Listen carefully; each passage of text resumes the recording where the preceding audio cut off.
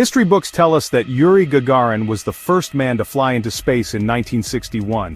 He was celebrated as a hero, a symbol of Soviet pride during the Cold War. But what if the truth was far darker? What if Gagarin was not the first, but simply the first to return alive?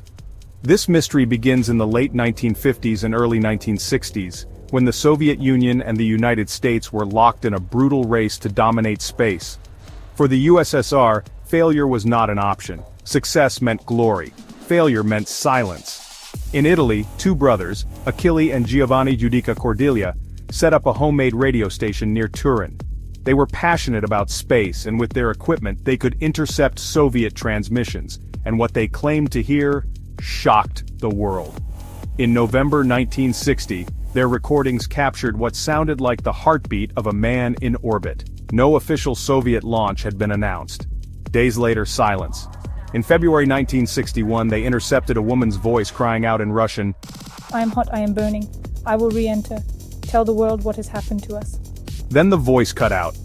The Soviets never admitted any female astronaut before Valentina Tereshkova in 1963. So, who was she? The brothers' tapes revealed more: desperate breathing, dying voices, transmissions of cosmonauts suffocating, panicking, slowly drifting into the void. Each recording was linked to supposed failed Soviet missions that Moscow denied ever took place. Why would the USSR hide such tragedies? At the height of the Cold War, image was everything. Admitting disaster meant weakness. If cosmonauts were lost, they would simply be erased from history. The official story would remain untouched. Gagarin, the smiling pioneer, the first hero of space.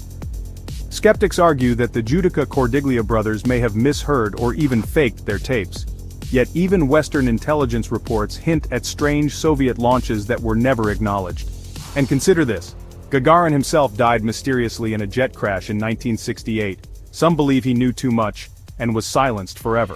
So, were there truly phantom cosmonauts? Men and women who went before Gagarin, their screams lost to the static of space? Or was it just Cold War paranoia feeding the legend? The mystery remains unsolved. The Soviet archives are sealed. The tapes still exist. And every time you look at the stars, remember this: space might hold not just silence, but the forgotten voices of those who never came home.